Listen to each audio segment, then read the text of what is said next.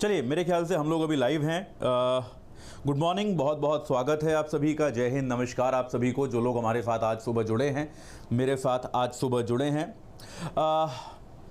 चलिए, हाँ, आप लोग आने शुरू हो गए हैं। हाँ, लाइव है। मेरी आवाज़ एक बार सबको ठीक से आ रही है कि नहीं, ये एक बात बता दीजिए। अगर आवाज़ के आने में कोई समस्या है तो बताइए, ताकि मैं उसको समय रहते सुलझा सकूं। हालांकि नहीं होगी तो बहुत बहुत स्वागत है आप सभी का आज सुबह की इस लाइव क्लास में। सुबह 10 बज गए हैं, सभी लोग सो के अच्छे से उठ गए होंगे, नींद पूरी हो गई होगी सबकी, और सब लोग एकदम फ्रेश माइंड के साथ तैयार होके आए हैं। आज की क्लास इंपॉर्टेंट इसलिए है यार कि पिछले काफ़ी दिनों से हम जिस चैप्टर पे मेहनत कर रहे थे, मुद्रास्फीति, जिसके बारे में मैं आपको बता रहा था कि यार इसमें से काफ़ी कुछ आता भी है। एक आध साल तो ऐसा गया है कि प्रीलिम्स में 5-6 क्वेश्चन सीधे सीधे इस पर बेस्ड आ गए हैं। और एक तो इस पर आता है इसलिए ज़रूरी है, दूसरा इकोनॉमिक्स जो विषय है, अर्थशास्त्र जो विषय है, उसकी एक मूलभूत समझ के लिए, उसकी एक फंडामेंटल अंडरस्टैंडिंग के लिए भी इन्फ्लेशन ज़रूरी है। देखिए, होगा क्या कि आप जैसे जैसे इकोनॉमिक्स को आगे और पढ़ते जाओगे, आपके पीछे के चैप्टर्स के क्वेश्चन भी बेहतर सॉल्व होने शुरू हो जाएंगे। ये आपको तब भी रियलाइज हुआ होगा जब मैंने आपको इसके पहले के चैप्टर्स कराए थे कि क्या होता है अगर आपका बेस बहुत स्ट्रांग नहीं होता, अगर आपको सारी बातें क्लियरली समझ में नहीं आ रही होती, तो फिर आपको लगता है, क्योंकि देखिए ऐसा नहीं होता है यूपीएससी में, खासतौर पर इकोनॉमिक्स जैसे विषय में, कि आपसे क्वेश्चन जो पूछा जाएगा वो केवल इन्फ्लेशन का है, आपसे जो प्रश्न पूछा गया वो केवल मुद्रास्फीति का है। ऐसा बिल्कुल नहीं होता। प्रश्न जो होगा वो मुद्रास्फीति, बैंकिंग, रिजर्व बैंक, कई बार विदेशी व्यापार, इन कई चीज़ों को आपस में मिला के पूछा जाता है। और कई बार सरकार की कोई योजना भी आई होती है उस वर्ष, तो उस योजना के आप पर ये सवाल पूछा जाता है। लेकिन अगर आपको इन्फ्लेशन का कॉन्सेप्ट ठीक से समझ में नहीं आया है तो फिर आपसे वो प्रश्न नहीं होगा।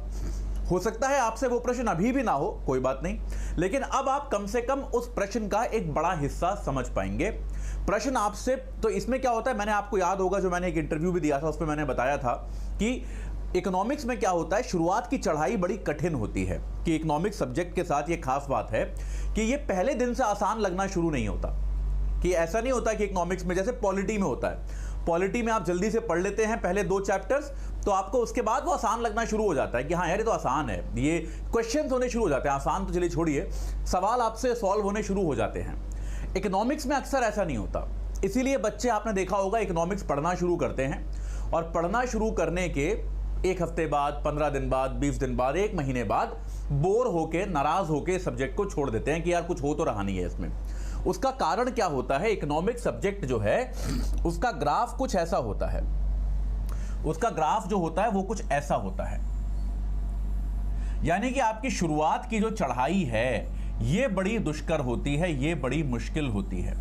एक बार आप ये चढ़ाई चढ़ जाते हैं, फिर एक समतल मैदान जैसा आ जाता है, फिर एक पठार आ जाता है। यानी कि ये चढ़ाई जो है, यहां पर आपको ऐसा लगेगा कि यार मैं पढ़ाई करता जा रहा हूं, मेहनत तो मैं कर रहा हूं, लेकिन प्रश्न मेरे से तब भी नहीं हो रहे। यानी कि जो रिटर्न ऑन इन्वेस्टमेंट है, आरओआई जो है, वो बहुत अच्छा नहीं होता। आपको लगता है कि यार मैं तो मेहनत करता ही जा रहा हूं, करता ही जा रहा हूं, करता ही जा रहा हूं, ज्यादा सवाल तो मेरे से अब भी नहीं हो रहे। प्रीलिम्स के पिछले साल के पेपर में से 1 ही सवाल हुआ मेरे से, या 2 ही सवाल हुए। मैं तो अतुल सर की 50 क्लास कर चुका हूं, तब भी ऐसा हो रहा है। कोई बात नहीं, इसमें क्या होगा, 50 क्लास हो सकता है अगले कुछ दिन तक आपको और ऐसा लगे, लेकिन जब आप वो मूलभूत 3-4 चैप्टर्स कवर कर लेंगे, जैसे बैंकिंग अब मैं पढ़ाऊंगा, बैंकिंग कवर कर लेंगे, उसके बाद विदेशी व्यापार आप कवर कर लेंगे, इस तरह के कुछ चैप्टर्स आप कवर कर लेंगे, फिर आप देखेंगे कि अचानक से जो प्रश्न आप कर पा रहे हैं, जिन प्रश्नों को आप सॉल्व कर पा रहे हैं, उनका नंबर एकदम से ट्रिपल हो जाएगा। यानी कि यहां पर ये चढ़ाई आपको चढ़नी पड़ेगी, थोड़ी मुश्किल होती है, थोड़ी कठिन होती है, उसके बाद फिर एकदम स्मूथ है, उसके बाद तो फिर एकदम आप तेज गति से आगे बढ़ेंगे, कोई दिक्कत नहीं होगी। तो आप सभी उस चढ़ाई का काफी बड़ा हिस्सा चढ़ चुके हैं मेरे साथ। आप ये मान के चलिए कि आप यहां तक आ चुके हो। यहां पर हमने जो पढ़ाई की, आप में से कई लोगों को लग भी रहा होगा, कई लोगों के इस बारे में ईमेल भी आ रहे हैं कि मेरे से पीवाईक्यूज अब भी नहीं हो रहे। पीवाईक्यूज आपसे क्यों नहीं हो रहे मुझे पता है, लेकिन आप इस चढ़ाई को पूरा कीजिए, फिर आपसे सारे होने शुरू होंगे। इसलिए इकोनॉमिक्स में थोड़ा पेशेंस लगता है, थोड़ा सा सब्र लगता है, थोड़ा धैर्य लगता है। वो धैर्य आप रखते रहेंगे तो आपसे होने शुरू हो जाएंगे। खैर, लेकिन आज ऐसा नहीं है। आज मैं आपको दिखाऊंगा कि आप यहां तक कैसे आ चुके हैं। आज मैं आपको दिखाऊंगा कि पिछले सालों के ऐसे पीवाईक्यूज हैं, ऐसे प्रीवियस ईयर क्वेश्चंस हैं जिनको हम अब समझना शुरू कर सकते हैं। इसके पहले आपको मैंने मेंस के क्वेश्चन ज्यादा दिखाए थे क्योंकि मेंस के ही सवाल ज्यादा आते थे। आज मैं आपको प्री के भी क्वेश्चंस दिखाऊंगा जो यूपीएससी के प्रीलिम्स में आए हैं, और आप देखेंगे कि यार ऐसा भी नहीं होता जो कहा जाता है ना कि यूपीएससी में तो पता नहीं क्या पूछते हैं यार, समझ ही नहीं आता, बड़ा मुश्किल पेपर आता है, ये आता है, ये सब चर्चाएं चलती है ना, इतना मुश्किल प्रीलिम्स आया था कि किसी से हुआ ही नहीं, सब बकवास है। आप अगर लगातार रेगुलरली पढ़ोगे तो आज आप देखोगे मेरे साथ कि यार ये सारे सवाल वो होंगे जो आप सिर्फ मेरी कुछ क्लास अटेंड करके आप लगभग सारे कर पाओगे, लगभग सारे कर पाओगे। एक आध दो आपसे नहीं भी हो तो कोई बात नहीं, धीरे धीरे और परिपक्वता बढ़ेगी और मैच्योरिटी बढ़ेगी और प्रैक्टिस बढ़ेगी। अभी हमें समय ही कितना हुआ है, अभी हम क्या 50-55 क्लासेस में हैं, एक क्लास 45 घंटे की होती है, 30-35 घंटे हमने पढ़ा है अभी तक सब्जेक्ट। तो इतने में भी आप देखेंगे कि एक अच्छा खासा सिग्निफिकेंट पार्ट आप सिलेबस का कर पाओगे। ये बहुत आवश्यक है, ये बहुत जरूरी है। ठीक है, तो चलिए शुरू करते हैं, ज्यादा समय नहीं लगाते, 1 घंटे के अंदर हमको समाप्त करनी होती हैं क्लासेस, तो आगे बढ़ते हैं। कुछ कलर अच्छा सा लेते हैं यार, चलिए ये कुछ कलर लेते हैं आज। तो ये आपको पता है यार, हाँ इसके लिए भी मेरे को आप लोगों को थैंक यू बोलना था यार। कल को हमारा बैच प्रारंभ हुआ स्टडी IQ IAS हिंदी का। पहला स्टडी IQ के इतिहास में हमने पहली बार एक हिंदी भाषा का बैच लॉन्च किया था कल, और बहुत ही ज़्यादा उसमें हमको अच्छा रिस्पांस मिला। मैं आप सभी का तहे दिल से शुक्रिया अदा करता हूं। इतना हमने अपेक्षा नहीं की थी, इतनी हमने उम्मीद नहीं की थी। हमको लगा था पहला बैच है, अभी शायद कुछ ही बच्चे आएंगे, आगे जाके अगला बैच ठोस बनेगा, बड़ा बनेगा। लेकिन पहले बैच में ही इतना ज़्यादा हमको रिस्पांस मिला है कि हमारी सीटें जो हैं वो लगभग पूरी हो गई हैं। कुछ ही जो हमारे पास अधिकतम कैपेसिटी होती है कि यार वहाँ तक हम पहुँचने वाले हैं अब। लेकिन कई बार क्या होता है कि बच्चे कुछ दिन डिले हो जाते हैं, कुछ दिन लेट हो जाते हैं। बैच प्रारंभ हो चुका है, मैं आपको बता दूं, कल ओरिएंटेशन क्लास हो चुकी है, लेकिन आप उस बैच के लिए अभी भी एनरोल कर सकते हैं। एक 10 दिन का विंडो करीब हम रखते हैं हमेशा, ये स्टडी IQ के सारे बैचेस में होता है कि एक 10 दिन का अतिरिक्त विंडो दिया जाता है, क्योंकि बहुत सारे बच्चे अभी मान लीजिए आज नहीं कल जुड़ना चाहते हैं, इस तरह की चीज़ करना चाहते हैं तो आप कर सकते हैं। जो लेक्चर आपके मिस हो गए हैं उनकी आपको रिकॉर्डिंग मिलेगी और आप तुरंत से लाइव क्लासेस देखना प्रारंभ कर सकते हैं। जुड़ने का तरीका अब भी बिल्कुल वही है, आपको स्टडी IQ IAS हिंदी की या तो ऐप पे जाना है या फिर वेबसाइट पे जाना है, कोर्स को खरीदना है और AJ लाइव ये कूपन आपको लगाना है। ये कूपन याद रखिएगा, AJ लाइव ये कूपन कोड आपको लगाना है। इसको लगा के आप कोर्स को 18,999 रुपए में प्राप्त कर सकते हैं।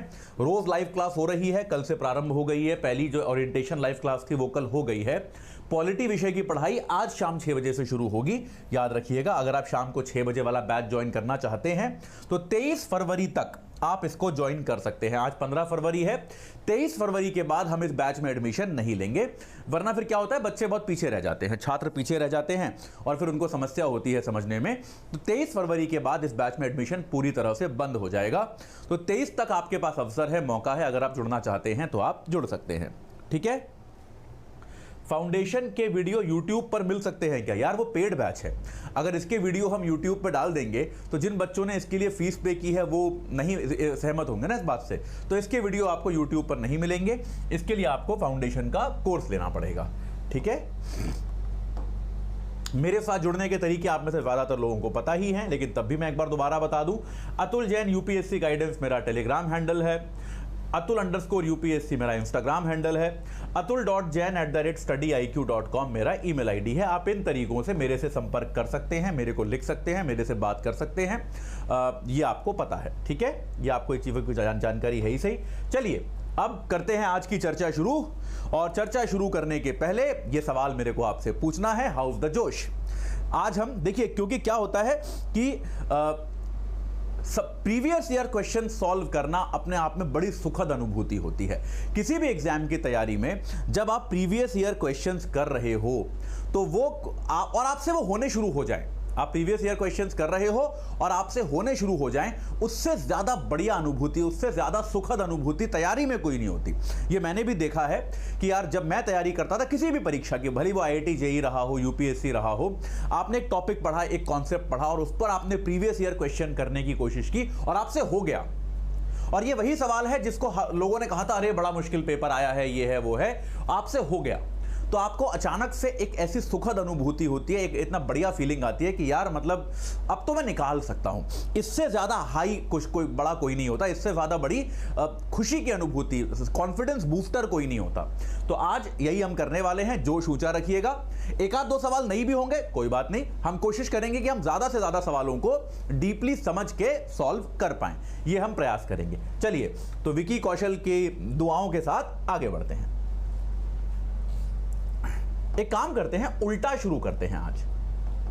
आज जो है उल्टा शुरू करते हैं। चलिए आज उल्टा चलते हैं। सबसे पहले सबसे आखिर के हम प्रश्न देखेंगे और उसके बाद हम पीछे चलते जाएंगे।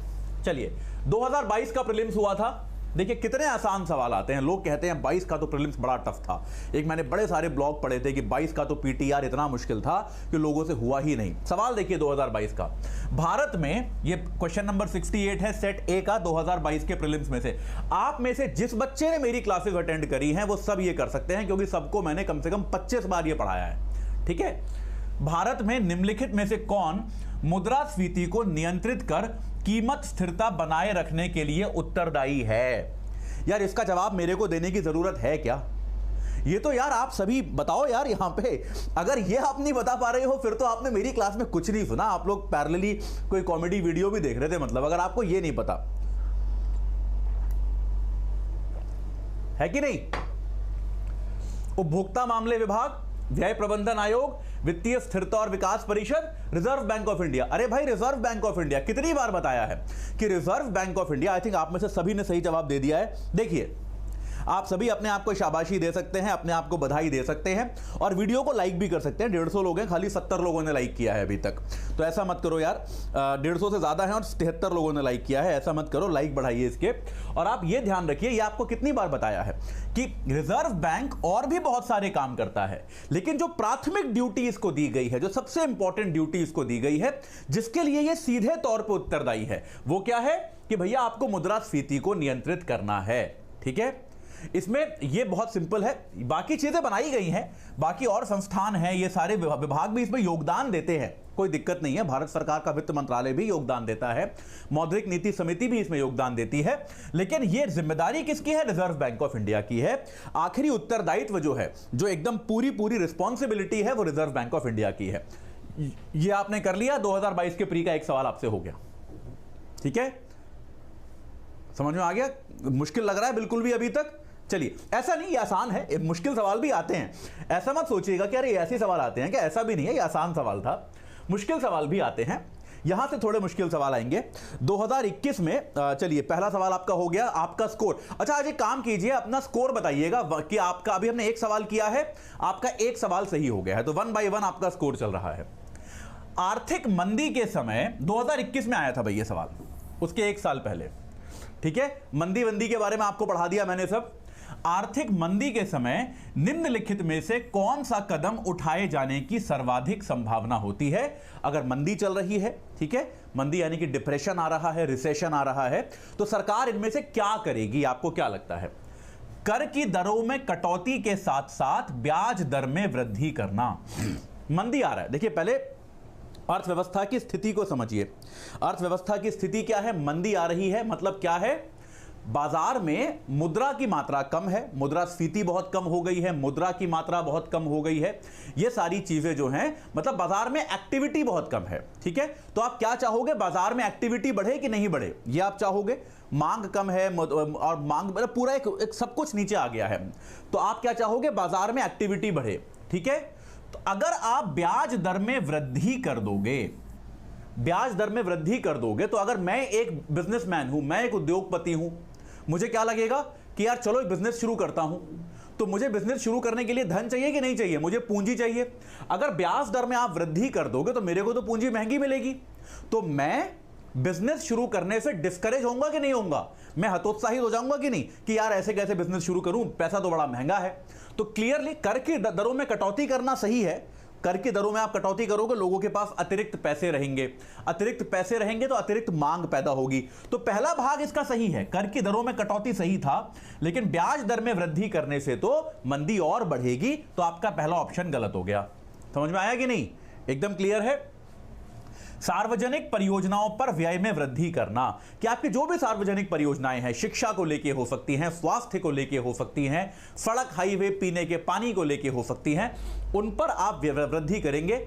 ये एक सही बात है, ये आप कर सकते हैं, क्योंकि अगर आप ये वृद्धि करेंगे तो क्या होगा, इन पर जनता का जो पैसा खर्च होता है वो पैसा बचेगा, ठीक है, और रोजगार पैदा होंगे। मान लीजिए बेरोजगारी की समस्या पर सार्वजनिक व्यय कर रहे हैं, तो बेरोजगारी की समस्या अगर सुलझेगी तो मांग बढ़ेगी। तो निश्चित तौर पे ये तो सही है, लेकिन यूपीएससी में एक ट्रिक आपको हमेशा याद रखनी है, एक आपके लिए टिप है मेरे पास। कभी भी अगर आपको पहला दूसरा ऑप्शन सही लग जाए, उसको टिक मार के आगे मत बढ़ जाना, चारों ऑप्शन पढ़ने जरूरी हैं, क्योंकि कई बार क्या होता है कि अनेक ऑप्शन सही होते हैं, एक से ज्यादा ऑप्शन सही होते हैं, आपको सबसे ज्यादा सही ऑप्शन चुनना होता है, ठीक है, आपको सर्वाधिक सही ऑप्शन चुनना होता है। तो हमेशा हमेशा आप समय निकालिए कि चारों ऑप्शन पढ़ें। ये गलती मत करना कि हाँ ये तो सही है, मुझे भी लग रहा है बी सही है, बी सही है भी इसका जवाब, मुझे पता है आप में से काफी लोगों ने लिख भी दिया है, किसी ने सी भी लिखा है, चलिए चर्चा करते हैं। लेकिन कभी भी ऐसा मत करना कि सी और डी पढ़ो ही मत, ठीक है। डी तो गलत ही है, सार्वजनिक परियोजनाओं पर व्यय में कमी करना। यार अगर आप शिक्षा, स्वास्थ्य, इन सब चीजों पे कमी करोगे, सार्वजनिक चीजों पर, तो जनता को इन चीजों पे और पैसा खर्च करना पड़ेगा कि नहीं। अगर आपने शिक्षा पे खर्च में कटौती कर दी, तो अपने बच्चों को पढ़ाने के लिए मुझे खर्चा करना पड़ेगा, मैं वो खर्चा करूंगा तो मैं बाजार में अन्य चीजें कम खरीदूंगा, ठीक है, यानी कि मांग और कम होगी। तो ये तो निश्चित तौर पे गलत है ही सही, डी तो। अब बचता है सी। सी में क्या है, कर की दरों में वृद्धि के साथ साथ ब्याज दर में कमी करना। यहां पे देखिए, यहां पे क्या है, ब्याज दर में कमी करना बिल्कुल सही कदम है कि आप अगर आपने ब्याज दर कम कर दी, फिर वही बात कि मैं एक एंटरप्रेन्योर हूं, मैं एक बिजनेसमैन हूं, मैं चाहता हूं अपना व्यापार शुरू करूं, मुझे उसके लिए पैसा चाहिए, मुझे उसके लिए धन चाहिए, पूंजी चाहिए, मैं गया बैंक से उधार लेने, बैंक से लोन लेने, मेरे को सस्ते दरों पे मिल गया, यानी कि मेरे को ज्यादा पूंजी मिल रही है व्यापार करने के लिए, बिल्कुल सही बात है, यह भाग सही है। लेकिन कर की दरों में वृद्धि करने से क्या फायदा होगा यार। अगर आप टैक्स बढ़ा दोगे तो जनता के पास तो पैसा कम रह जाएगा ना, जनता के पास पैसा कम रह गया तो मांग कम हो जाएगी, आपकी आर्थिक मंदी और गहरी हो जाएगी। यानी कि इन दोनों में क्या था, इसमें ये वाला भाग सही था, ये वाला भाग गलत था, इसमें ये वाला भाग गलत है, ये वाला भाग सही है। समझ में आया। तो इसीलिए आपका सी भी गलत हो गया और इसका उत्तर आपका हो गया बी। ठीक है, इंटरेस्टिंग सवाल था, मजेदार सवाल था, कोई दिक्कत नहीं है। ठीक है, कर में आप अगर वृद्धि करोगे तो निश्चित तौर पे आपके यहां मांग कम होगी। तो ये हो गया आपका 2021 का प्रश्न। अगर आपको कोई डाउट है, अगर आपको कोई प्रश्न लग रहा है, आपको कोई डाउट है तो उसको पूछते रहिएगा चैट में, मैं हर एक दो क्वेश्चंस के बाद आपके डाउट भी लेता रहूंगा। ठीक है, और पीछे चले, 2021 में भी ये प्रश्न आया है। चलिए 2021 में ही ये प्रश्न एक और आया है, देखिए 2021 का ही क्वेश्चन पेपर है ये, उसमें से एक बार आपके प्रश्न देख लूं क्या, कोई किसी का प्रश्न हो तो मैं देख लूं, क्योंकि यार यहां पे डाउट नहीं होना चाहिए, ये बहुत जरूरी है। कोई डाउट है तो देख लेते हैं।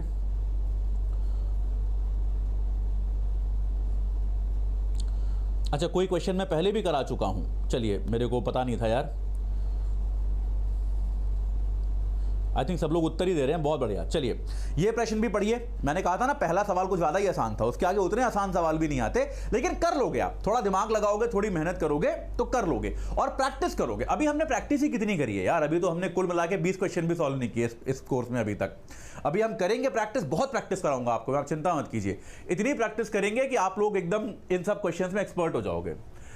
भारतीय अर्थव्यवस्था के संदर्भ में मांग प्रेरित मुद्रास्फीति, मांग प्रेरित मतलब ये याद रखिएगा, देखिए हर शब्द को केयरफुली पढ़ना है। डिमांड पुल इन्फ्लेशन, जहां पे डिमांड बहुत ज्यादा है इसलिए इन्फ्लेशन हो रहा है। ठीक है, सप्लाई वगैरह की कोई समस्या नहीं है, पर मांग इतनी ज्यादा है किसी चीज की कि इन्फ्लेशन हो रहा है। मांग प्रेरित मुद्रास्फीति की बात कर रहा है केवल। ये बहुत कॉमन गलती होती है, बच्चे जल्दी में पढ़ते हैं, वो पढ़ते हैं हाँ मुद्रास्फीति में वृद्धि के क्या कारण है, टिक कराते हैं, लेकिन ये गलत है। आपसे पूछा गया है मांग प्रेरित, डिमांड पुल इन्फ्लेशन के बारे में ही पूछा गया है और आपसे नहीं पूछा गया। ठीक है, क्या क्या होता है अगर आप विस्तारकारी नीतियां बनाओ। ठीक है, क्या क्या इसमें उत्तर हो सकते हैं भाई, लोगों ने उत्तर देने शुरू भी कर दिए हैं, वेरी गुड। चलिए माफ कीजिएगा, डिमांड, हाँ तो इसमें क्या होता है, देखिए इसमें हम इस तरह के प्रश्नों में एक अच्छा तरीका क्या होता है कि एक अच्छा तरीका हमेशा ये होता है कि हम अगर ये देख लें कि भाई कौन सा ऐसा प्रश्न है, कौन सा ऐसा ऑप्शन है जो निश्चित तौर पे गलत होने ही वाला है। ठीक है, ऐसा अगर हम देख पाए, एक सेकंड, ये क्या हो रहा है मुझे, चलिए एनीवे कोई फर्क नहीं पड़ता। मुझे ऐसा लग रहा था कि मुझे आपके प्रश्न अचानक से दिखने बंद हो गए, लेकिन दोबारा आने शुरू हो जाएंगे क्या? हाँ, आने शुरू हो गए। हाँ, तो अब क्या है, देखिए सबसे पहले हम देखते हैं कि कौन सा इसमें निश्चित तौर पे गलत है। ठीक है, ऐसा हम देख सकते हैं,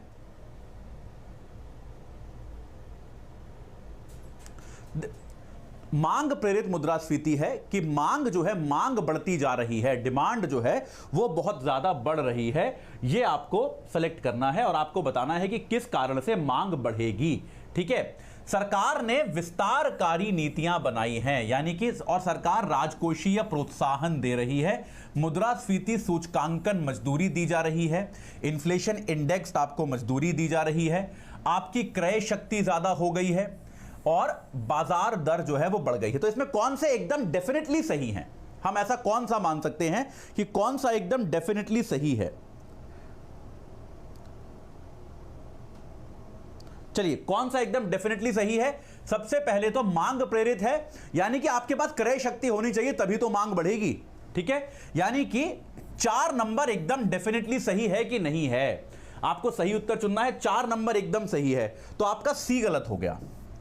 एक हमने एलिमिनेट कर दिया, 1 2 3 5 जिसमें लिखा था वो गलत हो गया, क्योंकि यार ये जो है आपकी मांग तो तभी बढ़ेगी ना जब आपके पास क्रय शक्ति उच्च होगी। ठीक है, इसमें कोई दिक्कत नहीं है। ब्याज की दर अगर बढ़ रही है, यार मैं अभी भी हैरान हूं कि आप में से इतने लोग बी क्यों लिख रहे हैं, आप में से इतने लोग बी क्यों लिख रहे हैं? ये 4 क्या लिखे जा रहे हो? हाँ, ये तो सही है, चलिए ठीक है।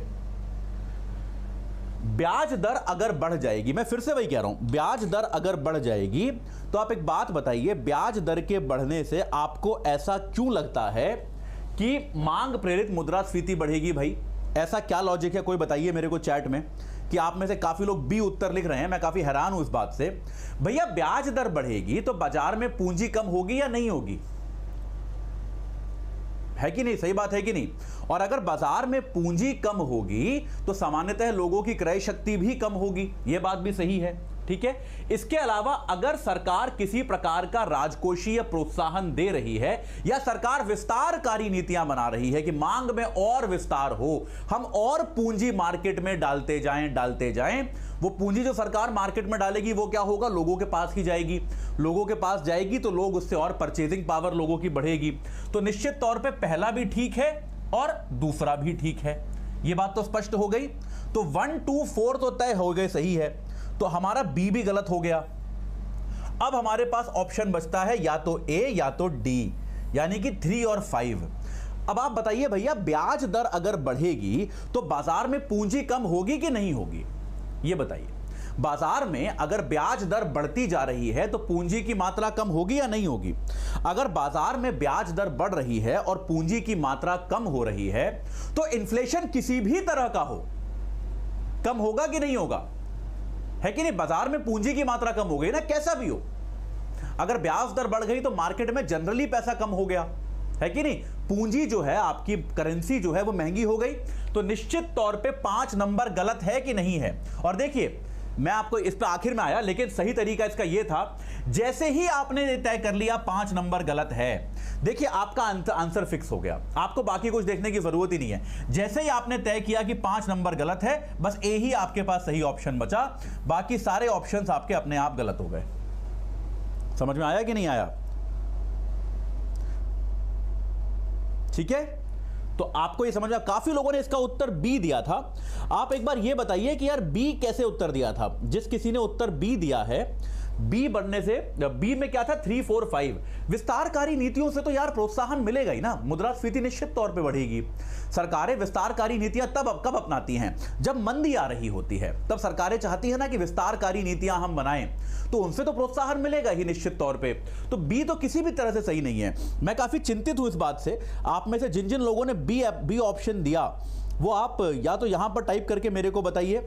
कुछ लोग लिख रहे हैं क्लियर दिख नहीं रहा, यार अब ये यूपीएससी का मैंने स्क्रीनशॉट लिया है क्वेश्चन पेपर का, और यूपीएससी ऐसे ही गंदे से स्क्रीनशॉट डालती है। अगली बार से मैं टाइप कर लूंगा, लेकिन अभी आज अब आपको आज बर्दाश्त करना पड़ेगा। अनफॉर्चुनेटली मेरे ख्याल से ये जूम भी नहीं हो पाएगा, क्योंकि ये प्रेजेंटेशन है। मैं प्रयास करके, हाँ हो रहा है, चलिए जूम हो रहा है, लेकिन जूम से और ब्लर हो जाएगा। मैं जूम तो कर लूंगा, उसमें कोई दिक्कत नहीं है, लेकिन आई थिंक उससे और ब्लर हो जाएगा। ठीक है, मैं तब भी आगे वाले क्वेश्चंस आपको जूम करके ही दिखाऊंगा। आप में से काफी लोग मोबाइल डिवाइस पे देख रहे होंगे, तो शायद आपको दिक्कत आ रही होगी। तो इसका उत्तर भाई, जिसका भी ए नहीं आया है वो मेरे को मैसेज करो, मेरे को ईमेल करो और बताओ कि आपको इसमें कंफ्यूजन क्या है, क्योंकि ऐसे क्वेश्चंस आते हैं यूपीएससी में। ये डिफिकल्टी लेवल होता है, ये आपको सॉल्व करना पड़ेगा, और ये मैं बढ़ा चुका हूं आपको अब। अरे ये तो बड़ा ही ब्लर्ड है। चलिए, ये ब्लर्ड है क्योंकि यूपीएससी का स्क्रीनशॉट है। मैं आशा करता हूं कि आप लोगों को दिख पा रहा होगा ये। ठीक है, द्रव्य मतलब करेंसी, मुद्रा, लिक्विड। ठीक है, मैं इसको पढ़ के सुना देता हूं। अगर आप लोगों को ये क्वेश्चन स्पष्ट दिख रहा है कि नहीं, आप लोगों को एक बार ये बता दीजिए कि आपको क्लैरिटी के साथ दिखाई दे रहा है या नहीं दे रहा है। ठीक है, हाँ यार, ये किसी ने लिखा है, बहुत सही लिखा है कि आप लोग अपने फोन पे एक बार क्वालिटी चेंज कर लीजिए, रेजोल्यूशन चेंज कर लीजिए इस क्लास के लिए केवल, क्योंकि यार ये यूपीएससी के क्वेश्चन के स्क्रीनशॉट है, ये ऐसे ही मिलते हैं अनफॉर्चुनेटली। अगली बार से मैं टाइप कर लूंगा, लेकिन आज तो ऐसे ही करना पड़ेगा। द्रव्य की पूर्ति यथावत रहने पर यदि द्रव्य की मांग में वृद्धि होती है तो क्या होगा? द्रव्य मतलब करेंसी, मुद्रा की जो मात्रा होती है, जिसको हम कहते हैं लिक्विडिटी। लिक्विडिटी अगर उसकी सप्लाई उतनी ही रहती है, दो चीजें होती हैं, डिमांड और सप्लाई, तो सप्लाई तो उतनी ही रहती है, आप कुछ भी करो, लिक्विडिटी की सप्लाई में आप परिवर्तन नहीं कर सकते। लेकिन लिक्विडिटी की मांग बहुत बढ़ जाती है तो क्या होगा? ठीक है, लिक्विडिटी की सप्लाई अगर बढ़ जाती, उतनी ही रहती है, मांग बहुत बढ़ जाती है, यानी कि अर्थव्यवस्था में मुद्रा का आपूर्ति तो उतना ही है, लेकिन मुद्रा की मांग बहुत ज्यादा है। ठीक है, तो क्या होगा? कीमत के स्तर में गिरावट आ जाएगी, ब्याज की दर में वृद्धि हो जाएगी, ब्याज की दर में कमी हो जाएगी, आय और रोजगार के स्तर में वृद्धि हो जाएगी। देखिए, ये मेरे ख्याल से इन्फ्लेशन के टॉपिक से आया हुआ सबसे इंटरेस्टिंग सवाल है, क्योंकि 2013 की बात है, जब मैं भी अटेम्प्ट कर रहा था। मैं अटेम्प्ट नहीं कर रहा था, मैं यूपीएससी से बाहर निकल चुका था तब तक, लेकिन जब मैं क्वेश्चन पेपर आप देखते रहते हो, आपके अटेम्प्ट खत्म भी हो जाते हैं, तो भी आप 1-2 साल क्वेश्चन पेपर देखते रहते हो। और मेरी इकोनॉमिक्स बड़ी अच्छी थी, लेकिन तब भी मैं जब अटेम्प्ट कर रहा था तो मैंने भी इस क्वेश्चन का पहली बार में गलत आंसर दिया था। उसके बाद जब मैंने दोबारा सोचा, मैंने आंसर चेक नहीं किया, फिर मैंने दोबारा सोचा कि यार मजा नहीं आ रहा इसमें, तब मैंने अपना आंसर ठीक किया था और वो सही निकला था। और मतलब नॉर्मली मेरे इकोनॉमिक्स के क्वेश्चन कभी गलत नहीं होते। ठीक है, अब क्या है, मैंने क्या सोचा था, पहले मैं आपको बताता हूं कि मैंने, अच्छा आप अपना उत्तर दीजिए पहले। हाँ, वेरी गुड, देखिए भाई, वेरी गुड, जो आप बता रहे हैं वही मैं कर रहा हूं, वही मैं करके आया था। एक्सीलेंट, ये मैं कंफ्यूजन चाहता था कि आज आए। ठीक है, बहुत अच्छी बात है। देखिए अब क्या है, द्रव्य की पूर्ति, करेंसी की सप्लाई उतनी ही है। आप ये मान लीजिए कि कुछ ऐसी व्यवस्था बन गई है कि करेंसी जितनी है उतनी ही रहेगी, उसको आप बदल नहीं सकते। ये इस क्वेश्चन ने आपके लिए आर्टिफिशियल कंडीशन बना दी है।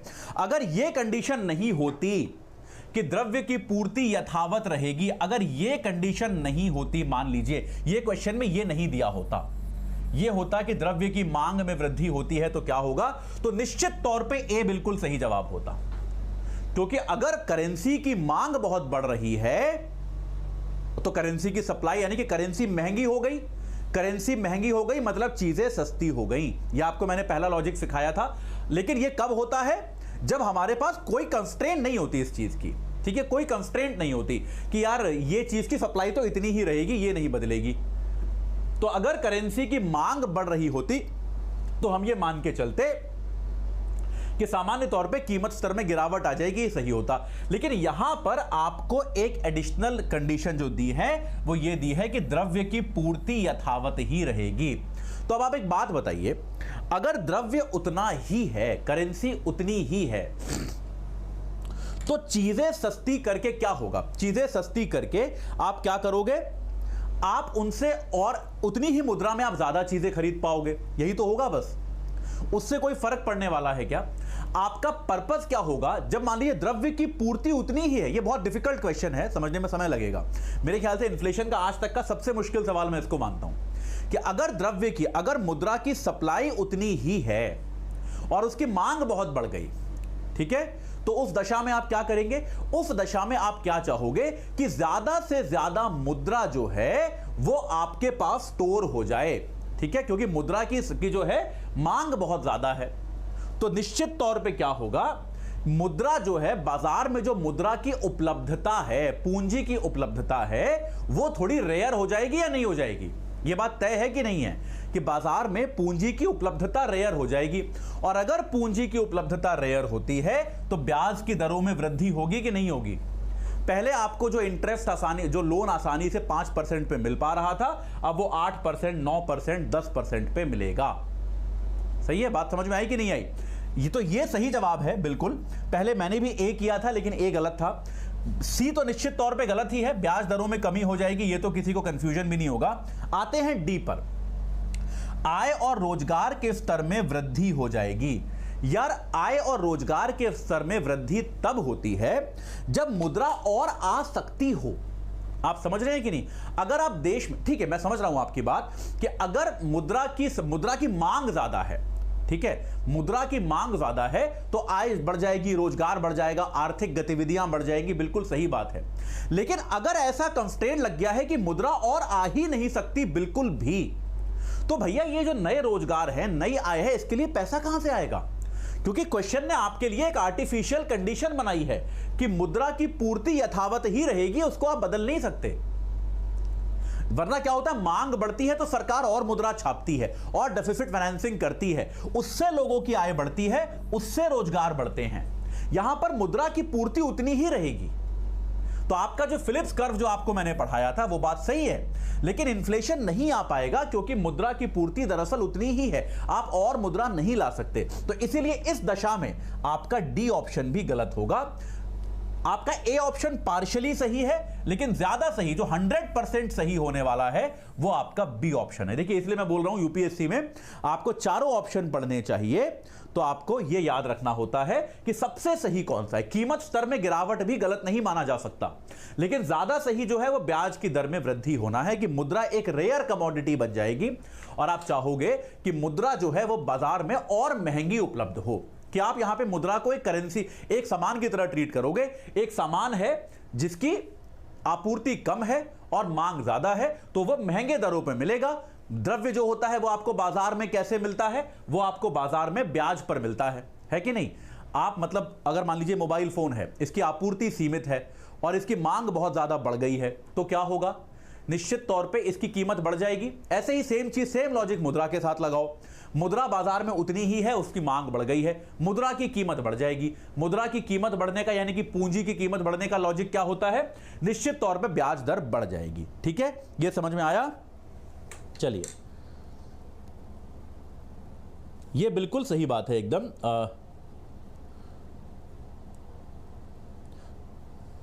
कोई कंफ्यूजन नहीं है। चलिए यार, बड़ी अच्छी बात है अगर आपको ये सवाल समझ में आ गया, क्योंकि मैंने आपको बताया ना मेरी इकोनॉमिक्स बड़ी अच्छी थी, तब भी ये सवाल मेरे से भी गलत हुआ था। तो अगर आप लोग इसको समझ पा रहे हैं पहली बार में, मतलब जब मैं एक बार, आप क्वेश्चन दोबारा देखते हो ना करने के बाद, तो मैंने दोबारा देखा, तब मुझे लगा कि मैंने गलत कर दिया है, इसका बी होना चाहिए, ए नहीं।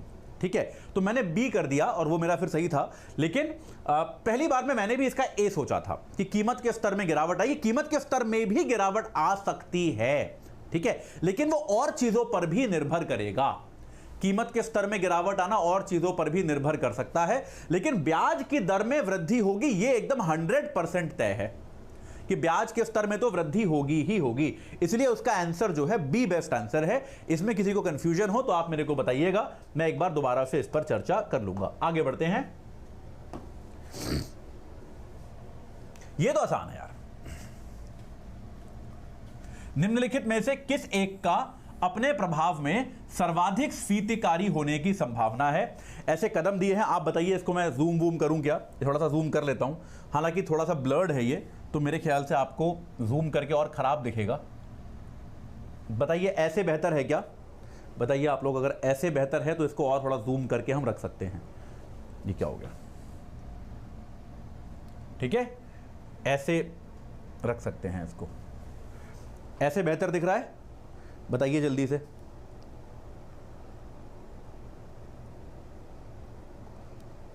चलिए तो एक बार जल्दी से देख लेते हैं भाई। निम्नलिखित में से किस एक का अपने प्रभाव में सर्वाधिक स्फीतिकारी होने की संभावना है? यानी कि ऐसे कदम है, देखिए याद रखिए, यहां पूछा क्या है, सर्वाधिक स्फीतिकारी। कि स्फीतिकारी यानी कि इन्फ्लेशन, तो ये सारे कदम लाएंगे निश्चित तौर पे। सबसे ज्यादा इन्फ्लेशन कौन सा कदम लाएगा? ये भी 2013 वो साल था जब इन्फ्लेशन से ही पेपर आया था भर भर के, ठीक है। लोक ऋण की चुकौती, कि आपने क्या किया, आपका जो पब्लिक डेट है, जो आपने दूसरे देशों से ऋण ले रखा था, आपने वो चुका दिया, ठीक है। आपने ऋण चुका दिया तो इससे क्या होगा, आपके यहां मुद्रा कम हो जाएगी, इनफैक्ट इन्फ्लेशन थोड़ा बहुत कम ही होगा। बजट घाटे के वित्तीयन के लिए जनता से ऋणादान, कि आपके बजट में घाटा है तो आपने जनता से ऋण लेना शुरू कर दिया, ये एक मुद्रा है। इसमें क्या होगा, वो मुद्रा जो थी वो जनता के पास थी, अब सरकार के पास आ गई है, तो मुद्रा उतनी ही रही, मुद्रा का सर्कुलेशन वही रहा, तो इसका प्रभाव पड़ सकता है पर ज्यादा नहीं पड़ेगा। बजट घाटे के वित्तीयन के लिए बैंकों से ऋणादान, इनफैक्ट इससे तो मुद्रा कम होगी, क्योंकि बैंकों से आपने ऋण ले लिया कि अलाओ भैया हमको लोन दो, हमें अपने बजट घाटे को भरना है, तो बैंकों ने सरकार को ऋण दे दिया, तो बैंकों के पास जनता को ऋण देने के लिए या फिर बाजार में ऋण देने के लिए पैसे कम बचे, इससे तो मुद्रास्फीति इनफैक्ट कम होगी। आखिरी ऑप्शन इसमें इतना सरल था कि सब लोग इसको ही मार के आ गए, एकदम सही मार के आए, बजट घाटे के वित्तीयन के लिए नई मुद्रा का सृजन। यार ये तो मतलब मेरे को बताने की भी आवश्यकता है क्या? जैसे ही आप ABC पढ़ोगे और दिमाग भी लगाओगे इससे हो सकता है, इससे हो सकता है, जैसे ही आप D पढ़ोगे आप कहोगे अरे यार फालतू में ABC में सोच रहा था, ऑब्वियसली उत्तर D है, इसमें तो कोई डाउट ही नहीं है ना, मेरे को पढ़ाने की भी जरूरत है क्या?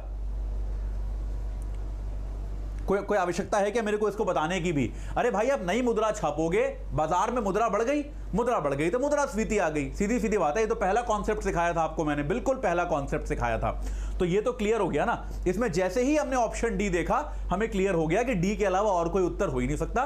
बाकी में से कुछ कुछ का प्रभाव पड़ सकता है लेकिन वो तो हमें देखना ही नहीं है। डी तो एकदम सर्वाधिक स्फीतिकारी डी ही होगा, 1% इसमें हमको डाउट नहीं बचा। अब ठीक है, एकदम क्लियर हो गया। चलिए आगे बढ़ते हैं, इसमें समय नहीं लगाते ज्यादा, बहुत ही सरल था ये। हाँ 2000, अच्छा इसको और बड़ा कर लेते हैं भाई, ये भी प्रीलिम्स 2013 का है, इसको इधर ले आते हैं, बड़ा कर लेते हैं ताकि आप लोगों को बेहतर दिखे। ये क्या होता है, कितने सवाल बचे हैं हमारे पास अभी, क्योंकि समय भी देखना पड़ेगा। कितने बचे हैं 2013 का, 1 2 3, फिर 2-3 मेंस के क्वेश्चंस और हैं, 3 प्रश्न हैं। चलिए जल्दी जल्दी करते हैं थोड़ा। हाँ चलिए, कुछ एक प्रश्न फिर से बहुत आसान भी है, ये भी हमारा कब का है, 2013 का ही सवाल है मेरे ख्याल से। किधर गया यार साल इसका, हाँ 2013 का सवाल है ये भी। हाँ क्या हो रहा है यार,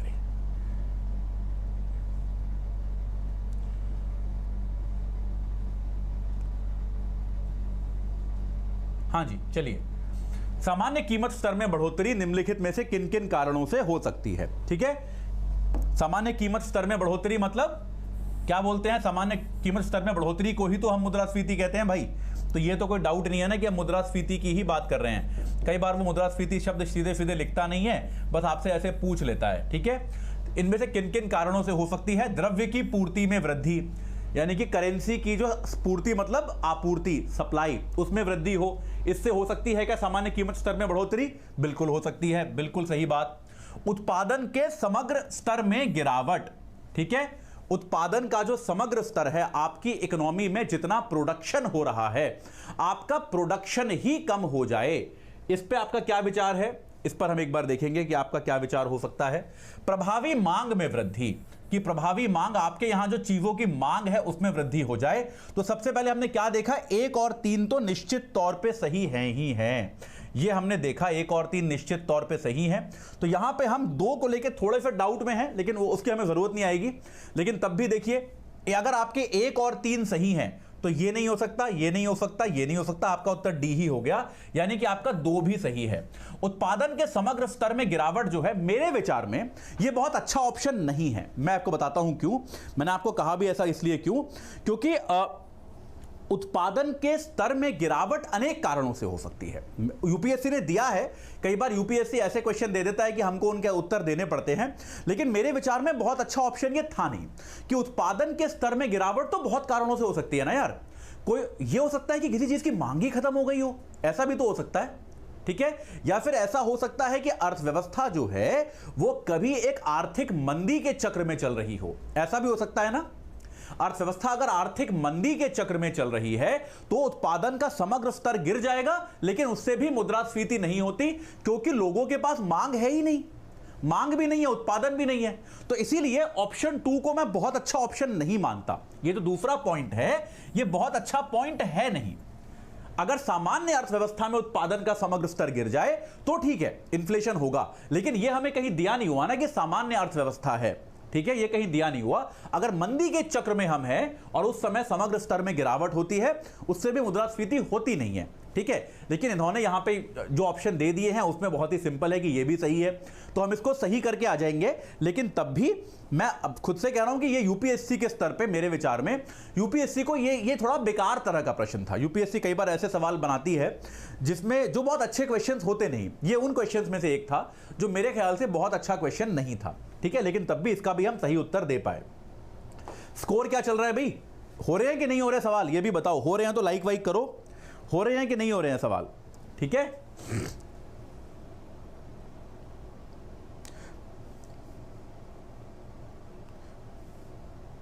ऑप्शन 3 कैसे होगा? अच्छा, किसी ने पूछा है, रुको रुको रुको। गिरावट होने से महंगाई तो आएगी नहीं यार, मंदी वाला लेक्चर पढ़ो मेरा, क्या बोल रहे हो, मंदी वाला लेक्चर पढ़ो। मंदी में उत्पादन का स्तर गिर जाता है तब भी मुद्रास्फीति ज्यादा नहीं बढ़ती, ठीक है। और कई बार मुद्रास्फीति एकदम अनियंत्रित हो जाती है, तो मुद्रास्फीति किसी भी तरह की हो सकती है। तो मंदी एक बड़ा अजीब सा कॉन्सेप्ट है, ठीक है। तो मैं फिर से वही कह रहा हूं कि सामान्य तरीके से सही हो सकता है ये, लेकिन कई बार क्या होता है, अर्थव्यवस्था में उत्पादन के गिरावट के अनेक कारण हो सकते हैं, और हर कारण इन्फ्लेशनरी हो, हर कारण मुद्रास्फीति बढ़ाए, ये जरूरी नहीं होता, ठीक है। चलिए, ये तो यार आपको बार बार पढ़ाया है, ये तो इतनी बार पढ़ाया है। मुद्रास्फीति ऋणियों को लाभ पहुंचाती है, यानी कि जिस व्यक्ति ने ऋण ले रखा है। ऋणी व्यक्ति कौन होता है? ऋणी, कहते हैं ना मैं आपका ऋणी रहूंगा सर, यानी कि जिसने कर्ज ले रखा है उसको लाभ पहुंचाती है कि नहीं। कितनी बार पढ़ाया है यार, ये तो आपको मैंने बार बार पढ़ाया है। हाँ, निश्चित तौर पे उसके लिए इफेक्टिव ब्याज दर कम हो जाती है, क्योंकि मुद्रास्फीति के जरिए उसको ऐसा लगता है कि जितना मुद्रास्फीति है तकरीबन उतना ही ब्याज है, या उससे थोड़ा ही ज्यादा ब्याज है। तो ये बिल्कुल सही है। मुद्रास्फीति बॉन्ड धारकों को लाभ पहुंचाती है। बॉन्ड आपने हालांकि अभी तक पढ़े नहीं है, लेकिन आप समझ सकते हैं, बहुत आसान है। बॉन्ड क्या होता है? बॉन्ड एक तरह का शेयर होता है। एक जैसा आप शेयर खरीदते हो ना, बॉन्ड में क्या है कि सरकार, मान लीजिए आपने सरकारी बॉन्ड खरीदे, जैसे बॉन्ड बेसिकली एक सर्टिफिकेट होता है, उस पर जो भी आपको वो बॉन्ड दे रहा है, मान लीजिए सरकार है, आपने सरकार से बॉन्ड खरीदे, तो सरकार आपको लिख के दे रही है कि भाई अतुल जैन, आप हमें 1 लाख रुपए दे दीजिए, हम आपको 5 साल के बाद 7.5% इंटरेस्ट के साथ ये पैसा वापस कर देंगे। इसको कहते हैं बॉन्ड। यानी कि मैं कोई कमोडिटी नहीं खरीद रहा। ऐसा नहीं कि 1 लाख रुपए की मैंने जमीन खरीद ली, या मैंने सोना भी आता है, सोवरेन गोल्ड बॉन्ड भी है, पढ़ाऊंगा आपको आगे जब आपको बॉन्ड वगैरह वाला पूरा मार्केट समझाऊंगा। लेकिन मैंने कमोडिटी नहीं खरीदी है। जैसे सोवरेन गोल्ड बॉन्ड भी है, मैंने एक्चुअली सोवरेन गोल्ड बॉन्ड खरीदे हुए हैं। तो सोवरेन गोल्ड बॉन्ड में क्या होता है, सरकार की गारंटी है कि सोने की कीमत के बराबर आपको हम रिटर्न दे देंगे। तो आपने क्या किया है, आपने 1 लाख रुपए का मान लीजिए सोना खरीद लिया आज की डेट में, तो मेरे घर पे 1 लाख रुपए का सोना आया नहीं, सरकार ने कागज पे लिख के दे दिया कि भाई मिस्टर अतुल जैन, आपके नाम पे 1 लाख रुपए का सोना है। और 5 साल बाद या 8 साल बाद जब भी वो मैच्योर होगा, तो उस समय सोने की जो कीमत होगी उसके आधार पे आपको हम पैसा दे देंगे। कई बार ये क्या होता है, इस पे इंटरेस्ट होता है कि हम भाई आपको 7.5%, 8%, 9% जितना भी है, इतने इंटरेस्ट पे आपको पैसा वापस मिल जाएगा। तो यहां पे क्या हो गया, एक तरह से मैं कौन हो गया, व्यक्ति बॉन्ड धारक मैं हूं। मैं कौन हो गया, मैंने सरकार को ऋण दिया है ना, मैंने सरकार को कर्जा दिया है, सरकार ने बदले में मुझे कागज दिया है, एक बॉन्ड दिया है। तो मैं कौन हो गया, मैं ऋण देने वाला हो गया, सरकार ऋणी हो गई। तो मुद्रास्फीति से जो व्यक्ति ऋण देता है उसको तो नुकसान होता है ना। तो बॉन्ड धारक वही व्यक्ति होता है जो एक तरह से अपना पैसा दे रहा है, अपना ऋण दे रहा है। तो बॉन्ड धारकों को लाभ पहुंचेगा, यह बात निश्चित तौर पे गलत है। तो आपका उत्तर हो गया केवल 1। क्लियर है भाई? आरबीआई लोगों के लिए जो बॉन्ड जारी करती है, बहुत तरह के बॉन्ड्स होते हैं यार, बहुत तरह के बॉन्ड्स होते हैं। बॉन्ड मार्केट आपको पूरा अलग से पढ़ाऊंगा, ठीक है। ऐसे आधा अधूरा रैंडम फैक्चुअल क्वेश्चन मत पूछो, बॉन्ड मार्केट पूरा एक कॉन्सेप्ट है, आपको पढ़ाऊंगा। आगे पढ़ाऊंगा, चिंता मत करो बिल्कुल भी। जब आपको फाइनेंशियल मार्केट पढ़ाऊंगा तो बॉन्ड मार्केट भी उसमें पढ़ाऊंगा, ठीक है। ये वाला हम कर चुके। इस पर आ जाते हैं। ये 2010 का प्रश्न है भाई, 2010 में आया था प्रीलिम्स में। इनमें से कौन सा कथन अवस्फीति, मुद्रास्फीति की बात नहीं कर रहे, अवस्फीति की बात कर रहे हैं। अवस्फीति मतलब डिफ्लेशन। मुद्रास्फीति का ठीक उल्टा, मुद्रास्फीति का ठीक उल्टा क्या कहलाता है? अवस्फीति। यह दूसरी मुद्राओं की तुलना में मुद्रा मान में अचानक आई गिरावट है। दूसरी मुद्राओं की तुलना में आपकी मुद्रा गिर जाए, वो डिफ्लेशन कहलाती है क्या? नहीं यार, ये डिफ्लेशन तो नहीं कहलाता। ये प्रभाव हो सकता है। इनफैक्ट अगर इन्फ्लेशन है, इनफैक्ट इन्फ्लेशन में ऐसा होता है कि आपकी मुद्रा की वैल्यू गिर जाती है। डिफ्लेशन में तो ऐसा नहीं होता, और वैसे भी ये डेफिनेशन नहीं है, ऐसा हो भी सकता है, नहीं भी हो सकता, ठीक है। तो ये गलत हो गया। यह अर्थव्यवस्था के वित्तीय और वास्तविक क्षेत्र में आई सतत मंदी है, ठीक है। वित्तीय और वास्तविक क्षेत्र में आई सतत मंदी। मंदी मतलब क्या होता है कि आपकी वृद्धि दर भी गिरती जाए। यार ये भी जरूरी नहीं है, कई बार हो सकता है डिफ्लेशन आ रहा हो लेकिन आपके यहां क्या हो, ग्रोथ तब भी चल रही हो, ये भी हम सही नहीं मान सकते। यह माल और सेवाओं की सामान्य कीमत में आई सतत गिरावट है, यह एकदम सही है, क्योंकि इन्फ्लेशन की हमारी परिभाषा क्या थी? माल और सेवाओं की सामान्य कीमत में आई सतत ऊंचाई, सतत बढ़ोतरी। उसको हम महंगाई कहते थे, इन्फ्लेशन कहते थे, मुद्रास्फीति कहते थे। तो उसका उल्टा क्या है? मांग और सेवाओं की, माल और सेवाओं की, माफ कीजिएगा, सामान्य कीमत में आई सतत गिरावट जो है। तो यह बिल्कुल सही हो गया, सी आपका सही जवाब हो गया। यह मुद्रास्फीति की दर में एक निश्चित समय में आई गिरावट है, यह तो एकदम ही गलत है। मुद्रास्फीति का एग्जैक्ट उल्टा होता है ये, तो यह एकदम गलत है। तो आपका ऑप्शन सी यहां पर सही हो गया, ठीक है भाई। हो रहा है, ये तो एकदम बहुत आसान सवाल था, हो गया हमसे ये वाला भी। चलिए अब हमने कर लिया प्रीलिम्स के सवाल। एक बार आप लोग अपना अपना स्कोर टाइप करो कि कितने आपके सही हुए, कितने गलत, कितने मैंने टाइप अब अभी तक सवाल बताए हैं प्रीलिम्स के, एक बार देख लेते हैं जल्दी से। हाँ, 1 2 3 4 5 6 7 8 प्रश्न करे हैं हमने प्रीलिम्स के अब तक आज। अब आप ये बताइए कि इन 8 में से आपके कितने सही हो, एकदम ऑनेस्ट स्कोर बताइए मेरे को कि 8 जो है आपने किए। अगर आपके 8 में 6 से ऊपर अभी सही हो गए हैं, 6 भी सही हो गए हैं अगर आपके, तो भी आप, मेरे ख्याल से आप लोगों ने बहुत बढ़िया प्रदर्शन किया है। अगर आपके 8 में से 6 सही हो गए हैं, अगर आपके 4 या 5 सही हुए हैं, कुछ लॉजिकल कंफ्यूजन है, प्रैक्टिस से सुधर जाएगा। अगर आपके 4 से भी कम सही हैं, तो यार आपको एक बार मेरे लेक्चर्स को रिवाइज करने की आवश्यकता है, थोड़े सीरियस होने की जरूरत है आपको, क्योंकि यार मतलब आप देख रहे हो ना, आपके साथी ही यहां पर कर रहे हैं, ठीक है। मेरी क्लास में हर कोई तुक्का मार रहा है। चलिए यार, तुक्का मत मारो यार। देखो तुक्के से क्या होता है कि एग्जाम में फिर भी थोड़े बहुत तुक्के मारने पड़ेंगे आपको। यहां पर आप तुक्का मत मारिए, अगर आपको लॉजिकली चीज सही लग रही है तो लिखिए, क्योंकि ऐसा कुछ नहीं है कि यहां पर मैं आपको कुछ आपको बहुत ज्यादा बेटर हो पाएगा। लेकिन द थिंग इज कि यहां पे अगर आपको सही से समझ में आ जाएगा तो बहुत बेहतर होगा, ठीक है। चलिए, ये मैं आपको मेंस वाले प्रश्न जो है आपको खाली पढ़ के सुनाऊंगा, आप बताइएगा कि आपको समझ में आए कि नहीं आए। मेंस वाले प्रश्न क्या है? भारत की संभाव्य वृद्धि के अनेक कारकों में बचत दर सर्वाधिक प्रभावी है, ठीक है। समृद्धि संभाव्यता के अन्य कौन से कारक उपलब्ध है? मैं आपको बार बार कह चुका हूं, यह क्वेश्चन कई टॉपिक का मिक्सचर है, लेकिन बचत दर, इसमें एक चीज जो आपको लिखनी होगी वो ये है कि अगर आपके यहां सेविंग रेट बहुत ज्यादा है, अगर आपके यहां बचत दर बहुत ज्यादा है, तो अगर आपने ज्यादा पैसा सेव किया है तो आपके बाजार में मुद्रा की मात्रा बढ़ जाएगी या नहीं बढ़ जाएगी? और अगर आपके यहां मुद्रा की मात्रा बढ़ जाएगी तो आपके यहां आर्थिक गतिविधि बढ़ेगी या नहीं बढ़ेगी? ये एक पॉइंट आपको यूज करना है। मैं जानता हूं कि बचत दर इत्यादि अभी आपको पूरा नहीं आता, लेकिन तब भी ये एक कॉन्सेप्ट आपको यहां पर यूज करना पड़ेगा। तो आपके इस क्वेश्चन में पार्शियली हेल्प मिलेगी आपकी मुद्रास्फीति की नॉलेज से, ठीक है। जल्दी से बाकी प्रश्न भी देखते हैं। क्या आप इस मत से सहमत हैं कि सकल घरेलू उत्पाद की स्थायी समृद्धि और निम्न मुद्रास्फीति के कारण भारतीय अर्थव्यवस्था एक अच्छी स्थिति में है? यानी कि भारत ने एक ऐसी परिस्थिति अचीव कर ली है कि हमारा जीडीपी जो है बहुत अच्छे से ऊपर जा रहा है और हमारे यहां इन्फ्लेशन जो है उसको हम कंट्रोल करके रखे हुए हैं। ऐसा बहुत कम नहीं हुआ है, लेकिन कंट्रोल करके हमने रखा हुआ है। कितना आसान सवाल है यार। 2000 देखिए ये क्या होता है, अक्सर चीजें जो होती है उस समय के पर्सपेक्टिव में आती हैं। 2019 में सवाल आया था, आज से 4 साल पहले, तो तब के लिए ये एकदम लॉजिकल है कि आप बिल्कुल सही से इसको कर सकते थे कि हमारा जीडीपी लगातार बढ़ रहा है, हालांकि अगले ही साल कोविड आ गया, ये पूरी व्यवस्था खराब हो गई।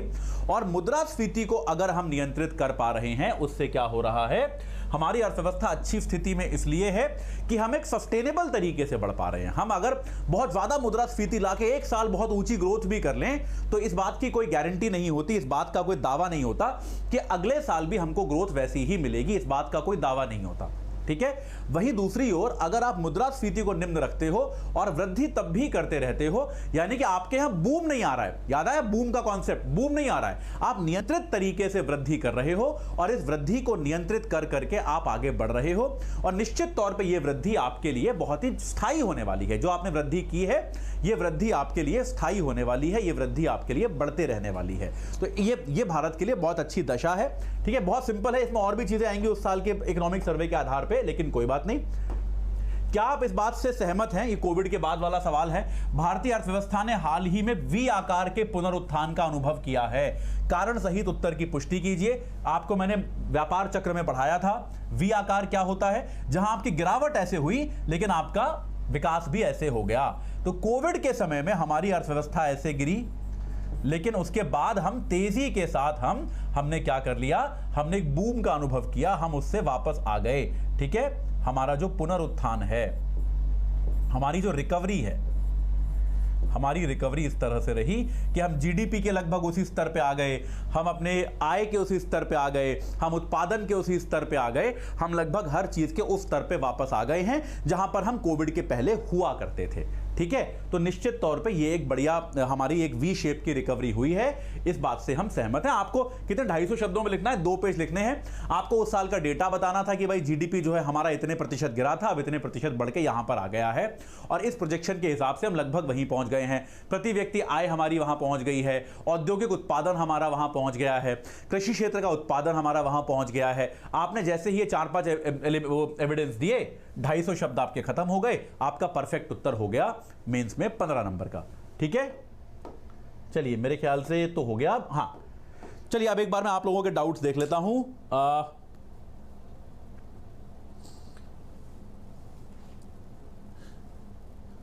वी शेप इकोनॉमी हो सकता है, किसी का कोई डाउट है?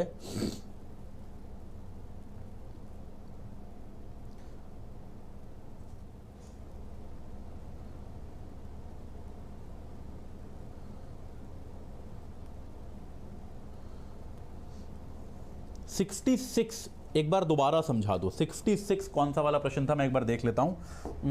किसी ने पूछा है क्वेश्चन नंबर 6, ये 66। अरे यार ये तो एकदम सीधे सीधे पढ़ाया था, यही वाला ना, मुद्रास्फीति ऋणियों को लाभ पहुंचाती है। ये तो क्लास नहीं कर रहे क्या आप मेरी भाई? ये कैसे, ये इसमें कैसे डाउट है भाई? राहुल, रघु इसमें कैसे डाउट है? चलो कोई बात नहीं। क्या होता है कि मुद्रास्फीति हुई, मान लीजिए मैं एक व्यक्ति हूं, मैंने 10% इंटरेस्ट पे लोन लिया हुआ है, मैंने ऋण लिया एक बाजार से, एक किसी बैंक से, और बैंक को मुझे 10% ऋण देना है। तो मान लीजिए मैंने 100 रुपए कर्जा लिया बैंक से, ठीक है, और बैंक को मैंने अगले साल, या बैंक छोड़िए, मान लेते हैं रघु का ये सवाल है तो रघु को ही मान के चलते हैं। मान लेते हैं 2 लोग हैं, एक रघु और एक अतुल, हम 2 लोग हैं, ठीक है। तो रघु ने अतुल को 100 रुपए दिए पिछले साल, ठीक है, अतुल को 100 रुपए मिल गए, और अतुल ने रघु से वादा किया कि अगले वर्ष मैं तुमको 110 रुपए वापस कर दूंगा। अतुल ने ऐसा वादा किया, रघु ने कहा ठीक है यार कोई बात नहीं। अब अतुल जो है इसको कहीं निवेश करेगा, इसका कहीं प्रयोग करेगा, अगले साल 110 रुपए वापस करेगा। अतुल को कितना इंटरेस्ट देना पड़ रहा है? 10%, ठीक है। लेकिन मान लीजिए कि अगर मुद्रास्फीति जो है वो 12% है, तो कायदे में जो पिछले साल के 100 रुपए थे उनकी इस साल कीमत 112 हो गई कि नहीं हो गई? तो एक तरह से पैरिटी मेंटेन करने के लिए भी, कि जितने पैसे लिए उतने ही वापस करने हो, अगर आपको उतने भी वापस करने हो तो भी अतुल को रघु को 112 वापस करने चाहिए थे, लेकिन अतुल वापस कितने कर रहा है? मात्र 110। तो वास्तविकता में आप ऐसा सोच के देखिए, एक बार आप इसको इस तरह से समझिए कि जो शर्ट वाला एग्जांपल था, पिछले साल एक शर्ट की कीमत 100 रुपए थी, तो रघु मेरे को कर्ज देने के पहले वो शर्ट खरीद सकता था? ठीक है। अब इस साल अतुल ने रघु को 110 रुपए वापस किए, लेकिन मुद्रास्फीति अगर 12% है तो ये शर्ट 112 रुपए की हो गई कि नहीं हो गई? तो रघु को अतुल से जो पैसे वापस मिलेंगे उसमें अब रघु शर्ट नहीं खरीद सकता, ठीक है। तो यानी कि रघु को नुकसान हुआ और अतुल को फायदा हुआ।